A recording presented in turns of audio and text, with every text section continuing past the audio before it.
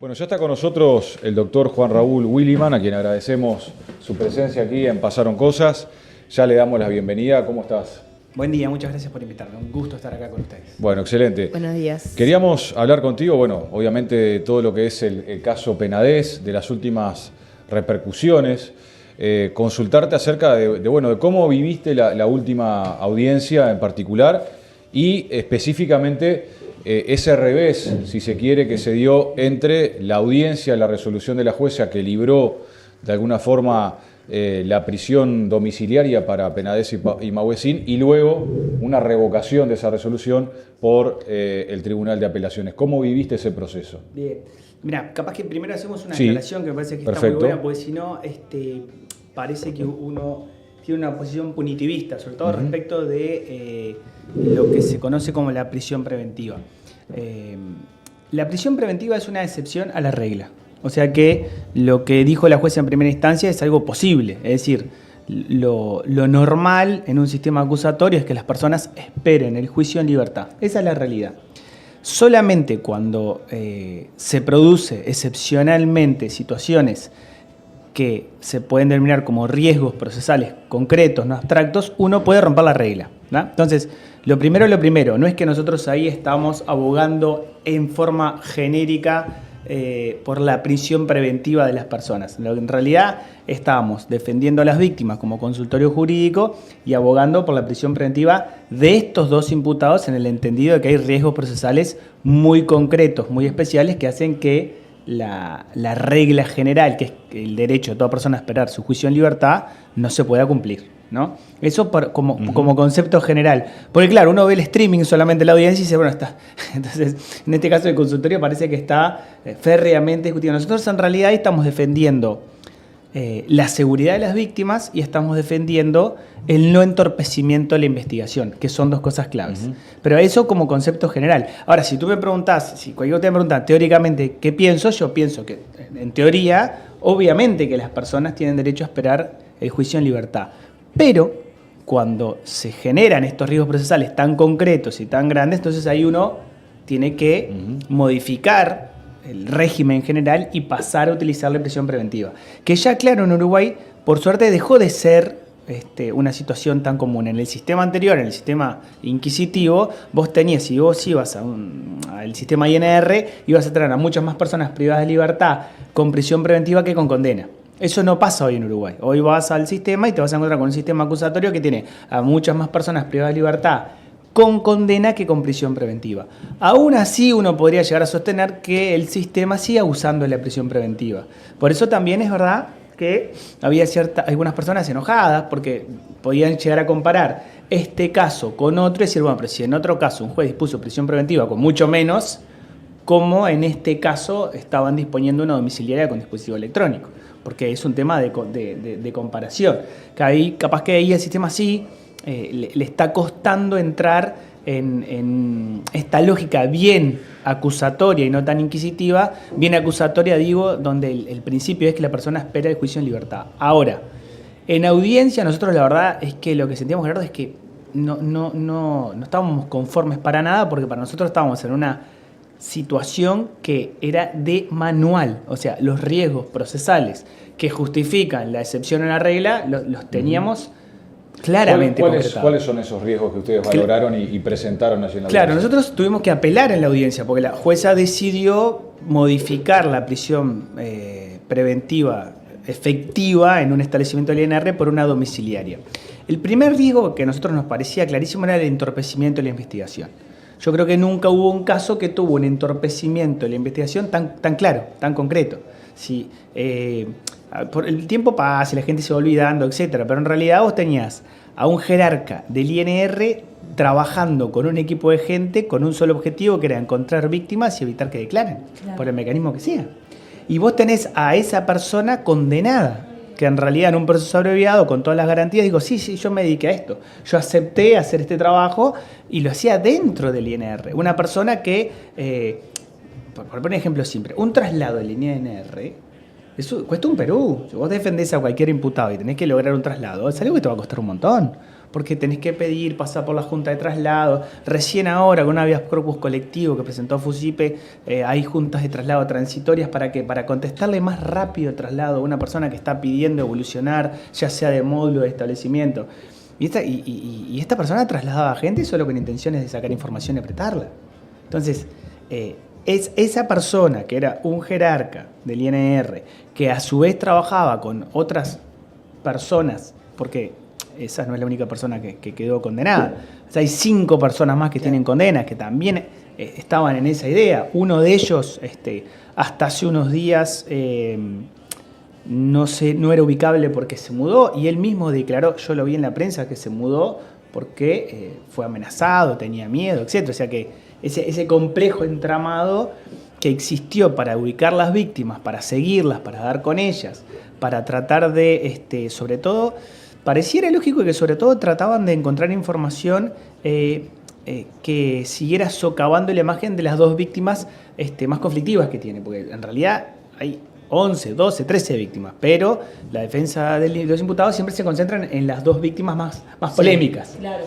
Que podrán ser todo lo polémicas que quieran, incluso una de ellas no la existe el consultorio, bueno, en este momento a ninguna existe el consultorio, y que más allá de que sean polémicas o hayan cometido delitos, en el caso concreto son víctimas. Lo que pasa es que obviamente sirve a su relato ir por esas víctimas y no por las 11 o 12 más que hay, que estaban en trabajo de ser ubicadas, encontradas y evitar que declararan. Bien, si yo quiero evitar que una víctima, un testigo, declare de la forma que sea, yo estoy entorpeciendo la investigación de una manera flagrante. Y eso fue lo que sucedió. Con recursos del Estado, peor todavía. Bueno, el problema es que básicamente sí, porque obviamente las personas accedieron al sistema de gestión de seguridad pública, accedieron a la Corte Electoral, accedieron a, bueno, en un momento el propio imputado tuvo que ser un jerarca de la DGI y lo hizo.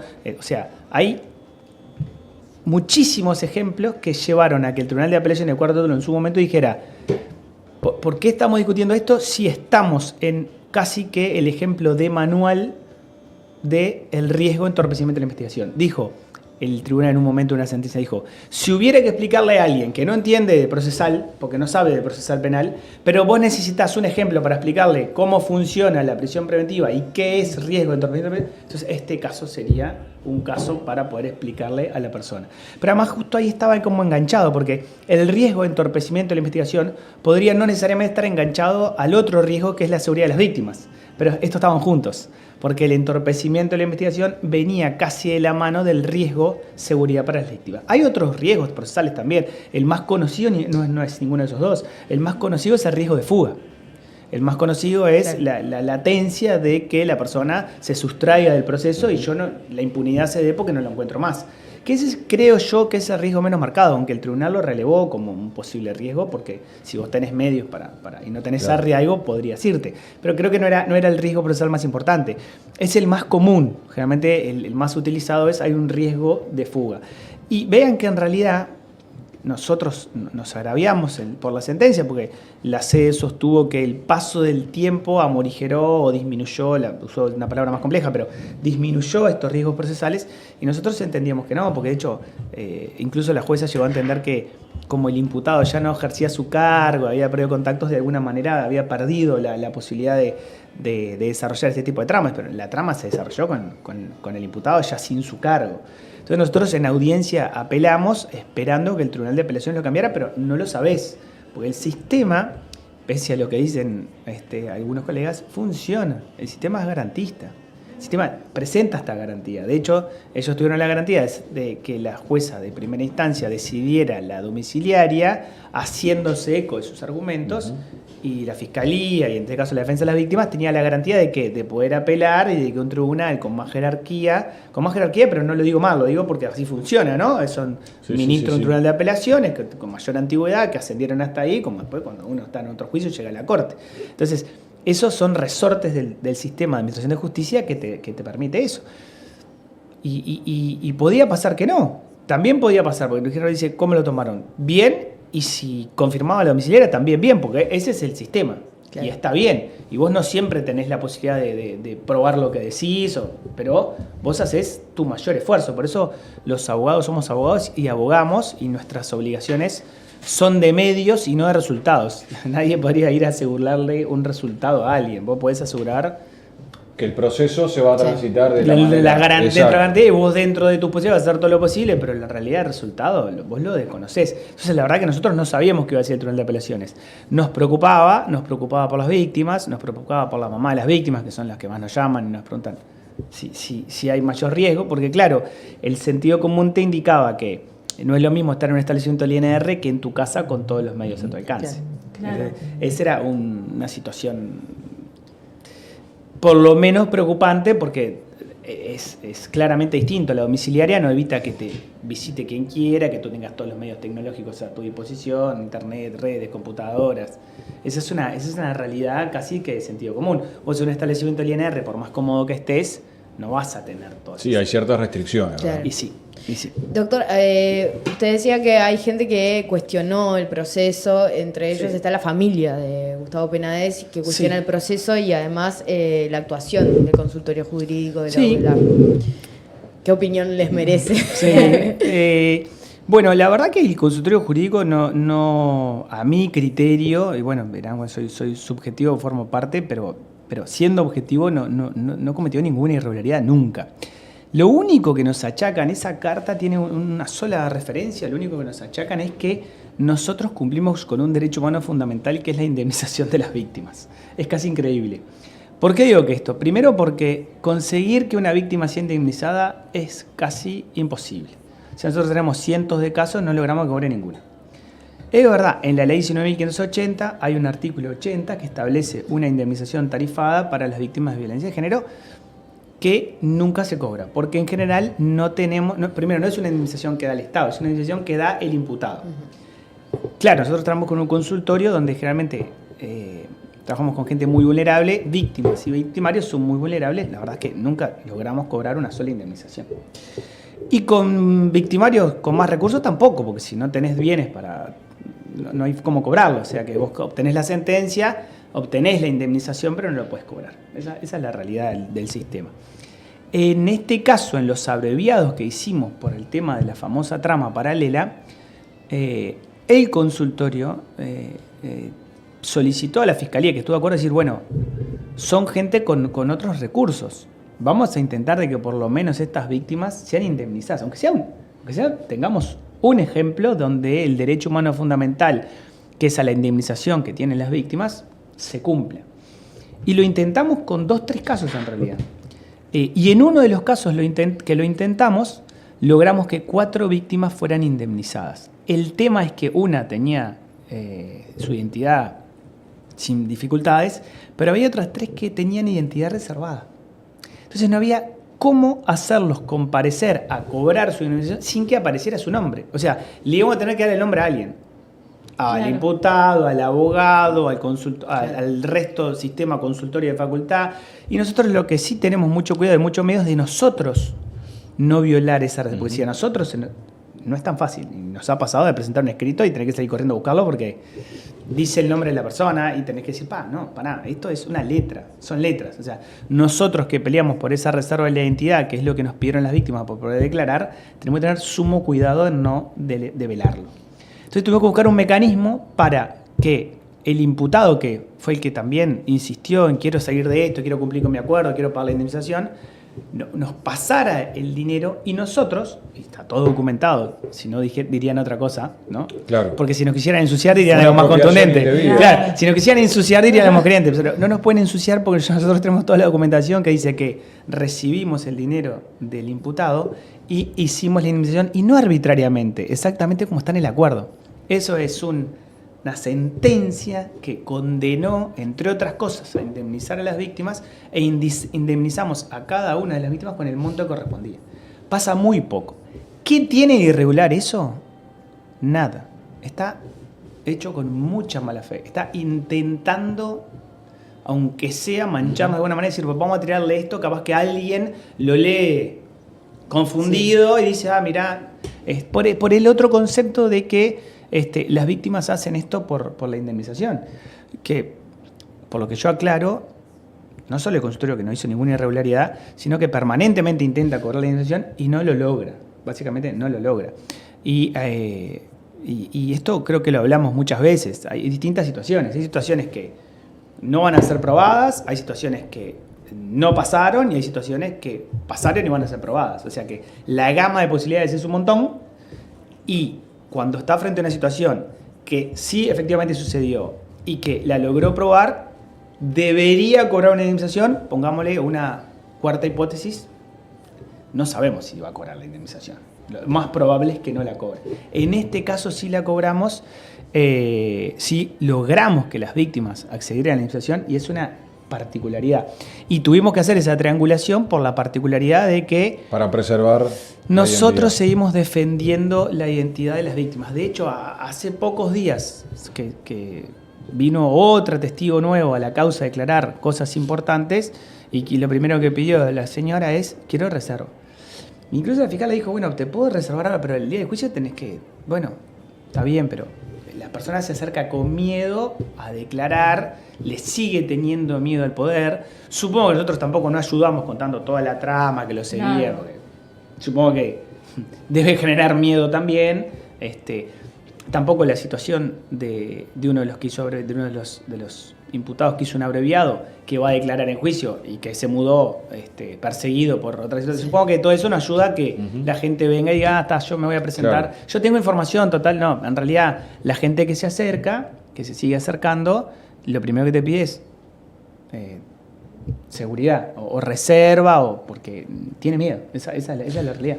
Willyman, justamente que volviste a este punto, vos hablabas de uno de los procesados, que era funcionario policial, que habría colaborado con la trama, digamos, Penades, como se le conoce habitualmente. ¿Ustedes tienen conocimiento de dónde provienen esas presiones, ese seguimiento, esa vigilancia que esta persona denunció hace pocos días en una entrevista en un medio de comunicación, donde él decía que, bueno, parte de esa mudanza Sí. tenía que ver con eso, con que él sentía vigilancia policial, Bueno. sentía vigilancia de personas y que, bueno, se estaba sintiendo de alguna forma atormentado por esas circunstancias? Yo creo que ahí el concepto de vuelta de riesgo procesal concreto y no abstracto toma relevancia. ¿Por qué? Porque en realidad, esto no lo voy a terminar de explicar, vos cuando adoptás una medida cautelar tan grave, ni siquiera exigís que los riesgos se concreten. Son proyecciones muy serias, pero son proyecciones. O sea, yo puedo proyectar seriamente que Martina se va a fugar, pero no intentó fugarse. Pero mi proyección es tan seria porque tiene los mecanismos, porque viaja todo el tiempo, porque tiene pasaporte, porque para ella, no sé, es muy fácil, no sé. Voy encontrando elementos, no abstractos, no es riesgo de fuga. O sea, encuentro elementos, viaja todo el tiempo, tiene pasaporte, tiene familia en el exterior, no sé, voy encontrando elementos concretos y logro de alguna manera acreditar el riesgo de sustraerse del proceso. Pero nadie me está exigiendo que se concrete el riesgo. Nadie está diciendo, porque distinto sería que yo vaya a la audiencia y decir, no, pero además ya se fugó y la trajimos, la agarramos en la frontera escapándose. Claro. Ya ahí ya te diría que es bastante más fuerte porque el riesgo procesal no es una proyección, se concretó y entonces la proyección es mucho más seria. Entonces, a la pregunta Gerardo, exactamente lo mismo. La proyección es seria porque esto ya pasó. Y la persona que era un jerarca del INR está dentro del INR. Está privada de libertad, pero dentro del INR. Entonces la duda es, ¿perdió? O sea, eso que dijo la jueza, ¿no? Que el imputado y sus contactos, ¿perdieron en definitiva contactos, capacidad de, ¿no? Operativa, de seguir, de operativa? Claro. ¿O no? Porque de adentro de los establecimientos del INR hay mucha gente que sigue con capacidad operativa. Entonces, no sabemos a ciencia cierta si esa capacidad operativa se perdió. Por eso el tribunal mantiene la prisión preventiva total y efectiva en el establecimiento del INR, porque es más que razonable sostener que el riesgo no cesó y que esa capacidad operativa no está 100% desactivada. De hecho, cuando aparece este gurí a decir eso, uno termina pensando, bueno, entonces tal vez esta Claro. capacidad no está 100% desactivada. ¿Vos pensás o ustedes piensan que esto puede provenir del entorno de Penades? Yo ya no lo sé, porque no podemos, no llegamos a tanto, no hilamos tan fino, pero sí sabemos. Bueno, la teoría cuando a Penades se le imputa estos delitos contra la administración pública, o sea, se le imputan todos los delitos que ya conocemos, pero tiene otras imputaciones. Tiene un delito de desacato por dar a conocer a una víctima que tenía un nombre reservado en un programa periodístico, eso es un delito distinto. Se le imputan todos estos delitos y la teoría del caso alternativa que plantea la defensa cuando se defiende de estos delitos dice que esto poco menos que es un grupo voluntario que se junta y le dice, senador, qué horrible esto, nosotros lo vamos a ayudar. Cuando en realidad hay muchos chats y mucha información que indica que participa, ¿no? Está el famoso flujograma, que todavía no sabemos cómo se filtró, pero aparece claramente en su celular, o sea que le estaban informando a él, y siempre hay conversaciones relativas a manejo de dinero necesario para llevar adelante esta operación. O sea que el esfuerzo que puede hacer la defensa en este sentido de que no participa no parece muy útil a la luz de las evidencias que hay con las que se condenaron a 6 personas que además aceptaron pacíficamente su participación. Y de hecho hay 2 más formalizadas, o sea que hay 6 condenadas y 2 formalizadas. O sea que sostener que es un movimiento autónomo que decidió libre y voluntariamente vamos a apoyar al imputado y a ver cómo lo ayudamos sacando información, no parece la teoría alternativa más seria conforme a las evidencias que hay en el expediente. Claro, decirse dice muchas cosas, lo que pasa es que la carpeta investigativa es una carpeta compleja, que tiene muchísima información, y el trabajo de la Fiscalía de relevar esa información para sacar lo importante, ¿no? Porque vos tenés un volumen de información muy grande, mucho más grande del que se esperaba, por esto mismo de la trama. Entonces la Fiscalía tiene un trabajo. Ahora, cuando tenga que deducir la acusación fiscal, tiene que empezar a elegir, bueno, con cuántas tengo acá tantas declaraciones de víctima, un montón tiene, bueno, se queda con X declaraciones de víctima. Tengo que aportar tantos testigos, bueno, ¿qué testigos son los que voy a terminar eligiendo? Chat, conversaciones telefónicas, informes de antena de celular. Tiene que hacer todo ese relevamiento porque vos tenés, y funciona así todo el sistema, vos tenés una carpeta investigativa que tiene un montón de evidencia, pero claramente no toda esa evidencia la vas a proponer como prueba en juicio, o vas a hacer una especie de selección, claro, porque si no hay juicio va a ser igual imponente. Sí, ¿no? Sí, por el volumen. Claro. Si vos vos pensás que ya hay 11, 12 declaraciones anticipadas, solo reproducirlas ya lleva su tiempo. Porque esas declaraciones anticipadas, se llama así porque es anticipada el juicio oral, porque esa declaración anticipada es como un mecanismo de protección para las víctimas, especialmente vulnerables, que hacen que apenas tienen condiciones, declaren ante el juez, y sea prueba, y no evidencia, prueba. La evidencia es la que está en la carpeta fiscal, esto es prueba. Entonces vos cuando la trasladas al juicio, no le volvés a hacer declarar. Simplemente reproducís esa prueba. Te va a tener ya para reproducir 11, 12 declaraciones anticipadas. Después tenés un montón de testigos, que es lo que la fiscal va a elegir. Te quieres hacer declarar todos esos testigos. Después va a ser un montón de técnicos que van a hacer referencia a conversaciones telefónicas, chat, etc. O sea, vos vas a tener ahí un volumen de información, me parece importante. Y digo esto porque también he escuchado que la fiscal o está floja de prueba o algo así. En realidad... No, estamos flojos de prueba en realidad en la mayoría de los... Siempre estamos flojos de prueba en estos casos, pero no en este.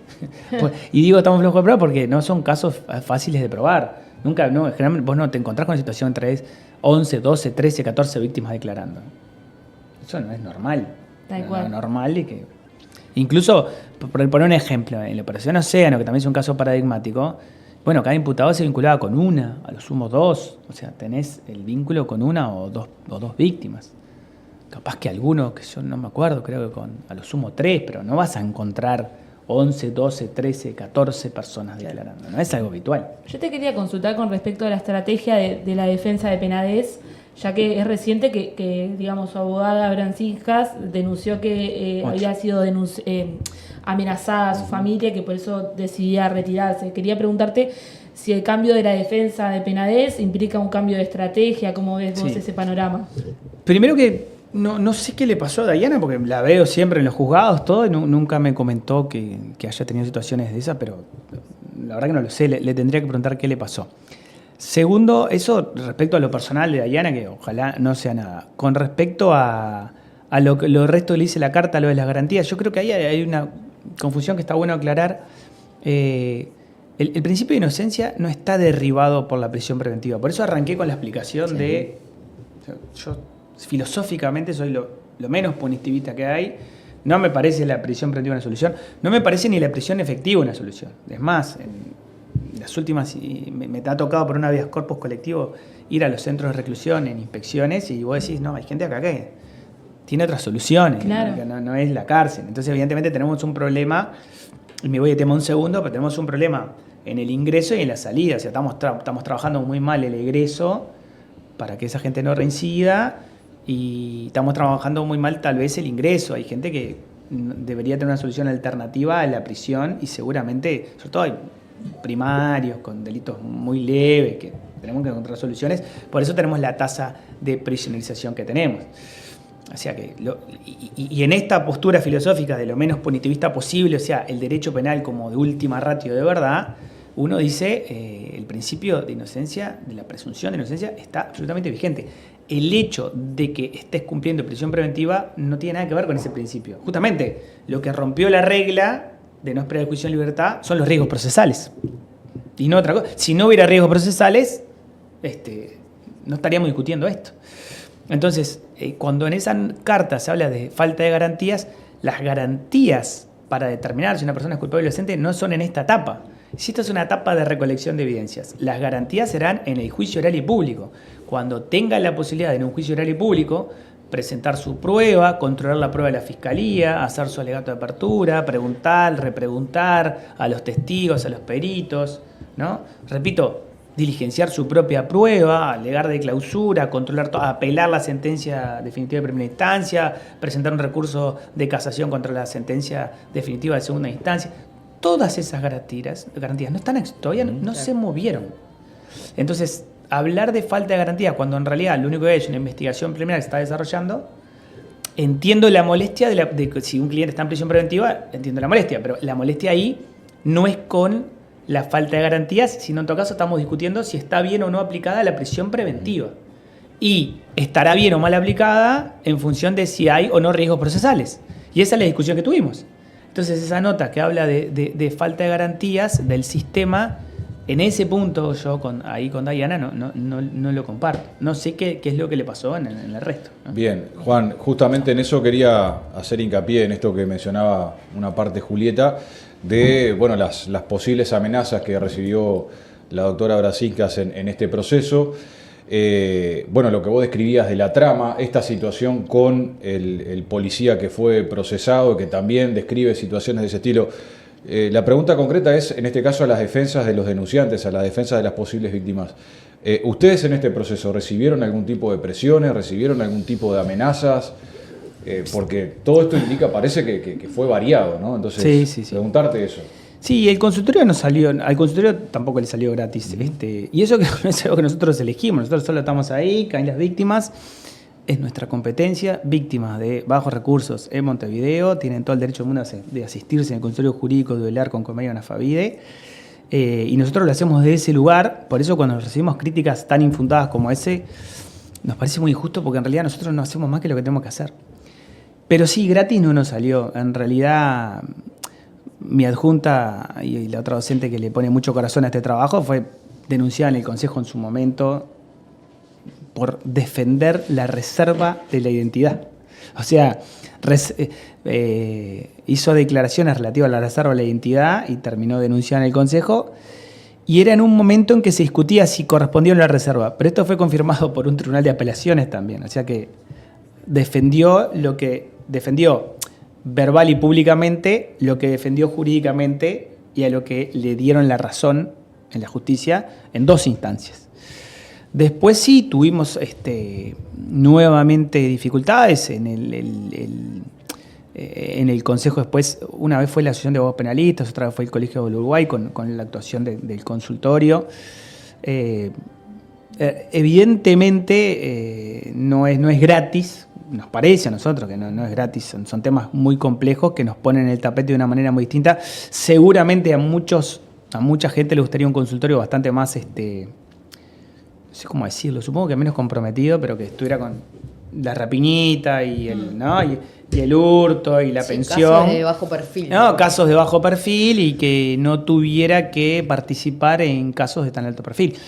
Pero el problema es que nosotros no elegimos los casos. Lo que nos ocurre es que los casos llegan.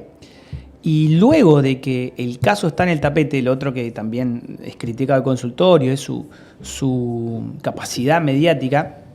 El problema es que el caso es mediático, no el consultorio. El caso que le llega es de un impacto público gigantesco que no es medible ni es controlable. La otra pregunta es, entonces el consultorio en base a esto, ¿qué hace? ¿Silencia su trabajo? No, pues nosotros entendemos que el sistema acusatorio es un sistema que se basa en la publicidad. Y eso es lo que permite un control muy garantista, ¿sí?, del sistema de administración de justicia. A nosotros nos parece excelente que la audiencia se pase en streaming. Capaz que ven cosas, discusiones innecesarias, etc. Pero eso que ustedes están viendo ahí es una garantía. Es una garantía que el sistema anterior, absolutamente reservado, oculto, el sistema inquisitivo, donde procesaban a alguien y vos ni te enterabas, llegaba cuando el procesamiento estaba dado, no tenía. Acá tenés la garantía de la transparencia, que es el principio de publicidad. Las audiencias en principio son públicas. Y ese principio te da la transparencia. Es más, todos hoy pueden opinar de la actuación de la fiscalía si quieren, de la defensa de los imputados, de la jueza garantía, y algunos la apoyarán, mira qué bien que resolvió, mira qué mal que resolvió. Pero ¿por qué pueden opinar? Porque tuvieron 100% de acceso a esa información, porque el proceso público le da transparencia. Y después ahí vos podés opinar bien o mal. Y el consultorio no es ajeno a esa realidad. También es un servicio público que también está sometido a la crítica. Y si lo tienen que criticar, que lo critiquen, pero no podemos, en un proceso absolutamente público, no establecer sobre todo aquello que tenga que ver con nuestra función, que son las cuestiones fundamentales para los derechos de las víctimas. Yo decía muchas veces, la parte mediática creo que es importante porque hay un control social informal muy importante. Yo no creo que sea lo mismo, voy a poner un ejemplo muy concreto otra vez, la percepción de la gente sobre la vulnerabilidad de los adolescentes y la posibilidad de comercializar como si fueran adultos con su cuerpo antes y después de la Operación Océano. Yo creo que ese análisis sociológico es inevitable. Alguien puede decir que capaz que UNICEF hizo cientos de campañas para tratar de concientizar y decirle a mucha gente, no, tener cuidado, tomar recaudos, pedirle deuda, porque si es mayor de edad, estamos de acuerdo que haga lo que quiera. Y ahí se parece al mismo caso del ex senador. O sea, si esta comercialización es con mayores de edad, en Uruguay no está penado, no es un problema, no hay un problema de moralina acá, cada uno que haga lo que quiera. ¿El problema qué es? El problema es la protección de las niñas y adolescentes. Y yo no sé si la mejor campaña de UNICEF tuvo el impacto que tuvo el caso. ¿No cree? El caso tiene un impacto público tan grande y el mensaje de cuidemos a nuestros niños ni adolescentes, ojo que esto es un delito y no es, algo tan simple como, no toma mercado porque total, si lo haces porque quiere, porque nosotros sabemos que son personas vulnerables en etapa de desarrollo psicoemocional y que así como no pueden firmar un contrato civil, tampoco pueden hacer esto. Pero esa concientización a veces llega de distintas maneras y permite realmente tomar conciencia de la situación y a veces con casos tan mediáticos el mensaje es mucho más potente. Y repito, creo que UNICEF en este sentido tiene campañas espectaculares. Sí. Creo que algunos las recuerdan, ¿no? Hay una cartelería celeste que habla del tema, que está muy buena y ponía ejemplos, todo perfecto. Pero yo no sé si la mejor campaña logró transmitir, por ejemplo, el mensaje luego de analizar, como se analizó públicamente, lo que pasó en la situación de la Operación Océano. Opiniones habrá distintas, pero el tema arriba de la mesa, puesto arriba de la mesa en todos los medios, solo situaciones como estas. Entonces me parece que tampoco podemos ser tan irresponsables de no hablar de estos temas, de no plantearlos, sea cual sea el resultado, si lo que estamos hablando es de la protección de niñas y adolescentes.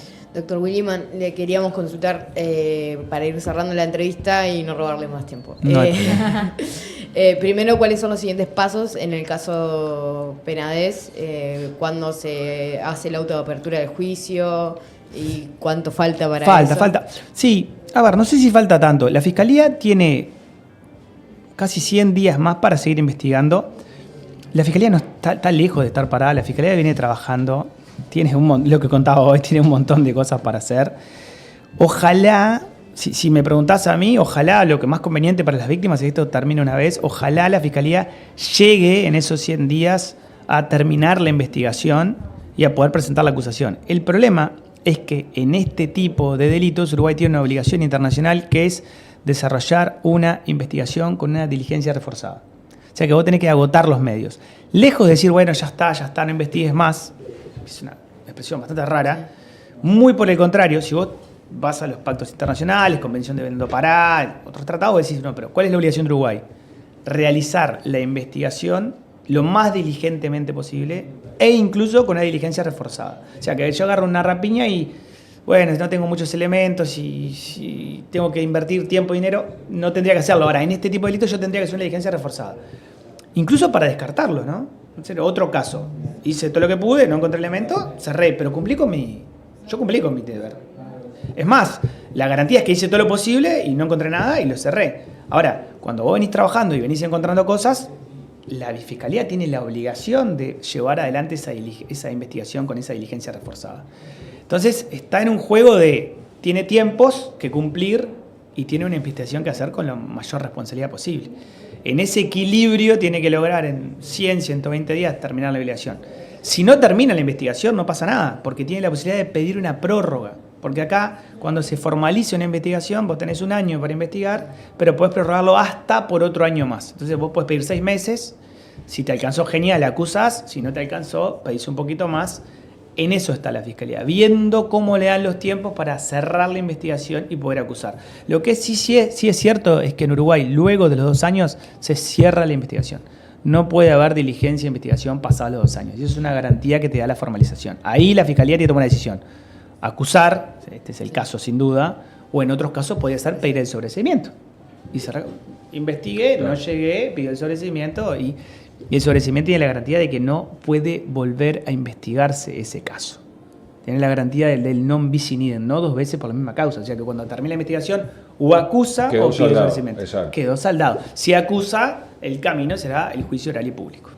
Y ahí corren otros días. Bueno. Yo, algún día voy a mostrar en pantalla que tengo el esquema del proceso penal uruguayo en línea de tiempo, que estamos todavía en los ¿Qué hice yo? Sí, estamos todavía en los 3 puntitos, en los puntitos ese super esquema lo hice para, no me acuerdo, creo que una clase de procesal 2 de la UD, y anduvo girando por todos lados. Sí, es buenísima. Voy a algunos lugares y está pegado en la pared. Es buenísima. Alguna vez se la vamos a mostrar a la audiencia para que entiendan bien cómo las etapas. Las etapas, y que falta un montón.